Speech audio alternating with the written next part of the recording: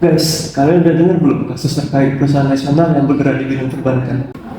Yang dilakukan cabang perusahaan nasional di bidang perbankan itu ya? Iya, jadi auditor internal menemukan kecurigaan terkait voucher transaksi mengenai pembelian satu set hard drive yang melanggar pedoman perusahaan. Kasus ini merupakan bentuk kecurigaan auditor internal terkait fraud atas transaksi pembelian satu set hard drive yang bertujuan untuk meningkatkan kapasitas penyimpanan data nasabah pada sebuah kantor cabang.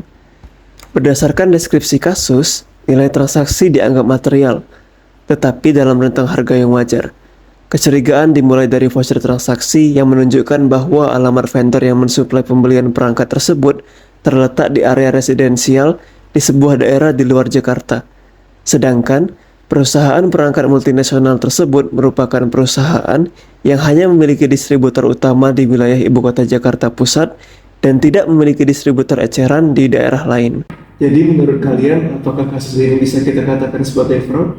Tapi sebelum menduga berdasarkan teori Valtteri, ACFI membagi fraud menjadi 3, yakni penyalahgunaan aset, kecurangan laporan keuangan, dan korupsi.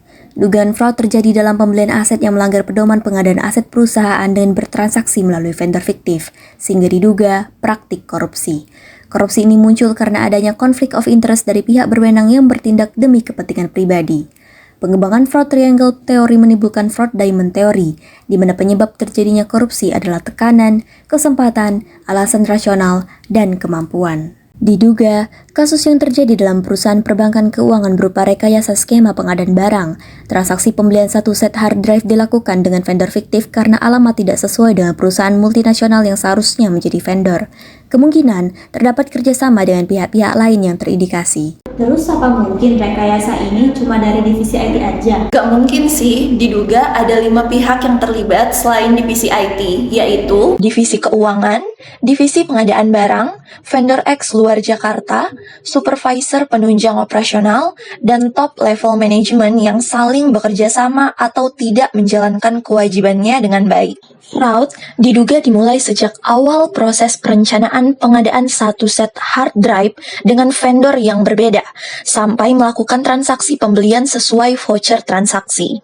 Dan teridentifikasi di lokasi berdirinya perusahaan nasional cabang A di bidang perbankan dan vendor X di luar Jakarta. Nah, berarti berdasarkan teori fraud diamond, pihak-pihak tersebut diindikasikan melakukan fraud karena Opportunity, pengendalian internal lemah dan tidak efektif. Divisi keuangan tidak melakukan recheck pada rekening perusahaan sebelum pembelian, dan divisi pengadaan barang tidak melakukan recheck alamat vendor pada saat pemasangan maupun penerimaan barang. Kedua, motivation. Kemungkinan divisi IT membutuhkan finansial yang mendesak dan menerima tekanan dari top level manajemen untuk memasukkan vendor lain dalam sistem informasi pengadaan barang dan jasa. Capability. Top level manajemen memegang kendali untuk menekan divisi IT melaksanakan perintahnya. Mereka memiliki akses tentang sistem informasi perusahaan terkait alur pengadaan barang dan jasa. Rationalization. Divisi IT merasa aman karena mengikuti arahan dari top level manajemen. Harga yang ditawarkan vendor fiktif dalam batas wajar dan memiliki spesifikasi produk yang sama dengan vendor utama. Dan adanya rekayasa pembelian di masa lampau yang mungkin tidak diketahui. Setuju, kasus ini bisa dianggap sebagai fraud karena pertama, pembelian produk yang tidak sesuai dengan pedoman perusahaan dan terindikasi adanya vendor fiktif yang berada di daerah lain. Kedua, alamat vendor tersebut berada di sebuah daerah di luar Jakarta dan diduga area tersebut merupakan area residensial. Ketiga, lemahnya sistem pengendalian internal dan pelaku tertekan dengan pihak yang memiliki wewenang lebih. Berapa kerugian atas fraud? Sekurang-kurangnya sebesar nilai yang tercantum pada voucher transaksi pembelian satu set hard drive. Jadi bisa dikonfirmasi kalau kasus ini merupakan fraud. Kira-kira apakah informasi ini bisa dikembangkan lagi supaya bisa ditindaklanjuti sebagai audit investigatif? kalau dilihat dari sudut asersi manajemen, Berdasarkan kategori golongan transaksi dan kejadian selama periode, voucher transaksi belum dapat dipastikan keabsahannya. Demikian pula dengan nilai transaksi pembelian set hard drive yang material menunjukkan bahwa akurasi tidak tercapai. Sementara itu, apabila kita lihat dari sisi materialitas, keamanan hard drive diragukan karena pembelian perangkat dilakukan di area residensial. Apabila hard drive mengalami kerusakan, data-data nasabah menjadi bocor, tingkat kepercayaan nasabah terhadap perusahaan menurun, sehingga perusahaan dapat dipastikan akan mengalami kerugian. Dari sisi regulasi, sebagai sebuah perusahaan di bidang perbankan keuangan, perusahaan hanya dapat menggunakan satu jenis produk yang dibuat sebuah perusahaan perangkat multinasional yang telah disertifikasi keamanannya. Yang terakhir, jika dilihat dari pengendalian internal, bisa disimpulkan bahwa perusahaan belum menerapkan regulasi yang berlaku, serta pengendalian internal yang kurang memadai, karena set hard drive yang dibeli oleh perusahaan belum dapat dipastikan sertifikasi keamanannya. Oleh karena itu, berdasarkan informasi tadi, kita bisa mendapatkan hipotesis kalau Divisi IT dan top level management terindikasi melakukan kasus fraud pada transaksi pembelian aset berupa satu set hard drive dengan rekayasa skema pengadaan barang dan terindikasi korupsi jenis conflict of interest. Kalau gitu, program audit yang dapat dilakukan untuk kasus ini, pertama, pemeriksaan atau pengujian fisik, yakni memeriksa voucher transaksi pembelian dan dokumen. Kedua, konfirmasi, meminta penegasan dari pihak-pihak terduga. Dan tiga, pemeriksaan dokumen, meliputi dokumen administratif, dokumen perjanjian, dan dokumen keuangan. Dari sisi prosedur analitik juga bisa diindikasikan bahwa fraud dalam kasus ini disebabkan oleh top level management yang memerintahkan dan mengiming-imingi divisi IT untuk melakukan transaksi dengan vendor fiktif. Dimulai dari Tahap penyampaian, top level manajemen dan divisi IT mengetahui dan mengubah alur serta dokumen pembelian barang dan mengganti vendor utama dengan vendor fiktif. Perubahan dokumen disetujui oleh pihak top level manajemen. Tahap pretender, divisi IT membeli hard drive dengan permohonan palsu atas nama vendor fiktif dengan dukungan dari divisi keuangan, divisi pengadaan barang, dan supervisor operasional. Hal ini mengurangi kontrol internal. Tahap permintaan mengajukan penawaran, divisi IT membeli satu set hard drive dari vendor yang tidak jelas keamanannya tanpa menghubungi vendor utama.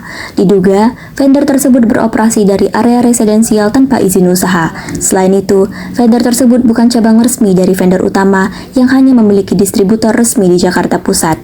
Divisi IT kemudian berkomunikasi dengan vendor fiktif yang setuju untuk menyediakan hard drive dengan spesifikasi yang mirip bahkan persis dengan yang telah disertifikasi keamanannya agar tidak menimbulkan kecurigaan. Divisi pengadaan barang diduga melakukan pembelian yang seharusnya diawasi secara ketat oleh supervisor penunjang operasional. Namun, terjadi kelalaian karena dicurigai supervisor tidak melakukan pengajakan ganda pada pembelian aset oleh divisi IT, yang mengakibatkan kelebihan nilai pembelian aset yang memungkinkan praktik korupsi. Lalu, dua langkah terakhir program audit kasus ini adalah Wawancara dengan top level management dengan tujuan untuk mengetahui wewenang dan pengawasan terkait aktivitas operasional cabang perusahaan nasional perbankan keuangan. Kemudian, dengan divisi IT, divisi keuangan, dan divisi pengadaan barang untuk mengetahui informasi terkait alur pembelian dan pengadaan barang dan jasa serta pengawasan dan data keuangan. Vendor X luar Jakarta, serta supervisor penunjang operasional. Kemudian, auditor juga perlu melakukan observasi untuk melihat lokasi objek audit yang dicurigai secara langsung, sehingga keputusan yang akan dibuat nantinya tidak berdasarkan pada asumsi semata. Berdasarkan uji hipotesis dan program audit yang telah dibuat, dapat disimpulkan bahwa divisi IT telah melakukan fraud terhadap pembelian aset. Hal ini diperoleh dari analisis dan pengembangan informasi, asersi manajemen, wawancara dengan vendor dan pegawai yang terlibat dalam transaksi tersebut, serta penelusuran dokumen-dokumen pada voucher transaksi satu set hard drive oleh divisi IT. Fraud pada perusahaan nasional bidang perbankan cabang X dapat terjadi karena lemahnya sistem pengendalian internal yang menyebabkan divisi IT melakukan pelanggaran pedoman perusahaan. Adapun rekomendasi terkait kasus ini, yang pertama, memperkuat pengendalian internal. Kedua, meningkatkan pengendalian tahap verifikasi vendor dan pembelian. Ketiga, meningkatkan pelaporan keuangan dan transparansi. Keempat, melakukan pelatihan dan sosialisasi. Kelima, membuat sanksi yang jelas. kok data di laptopku pada hilang sih? gimana sih?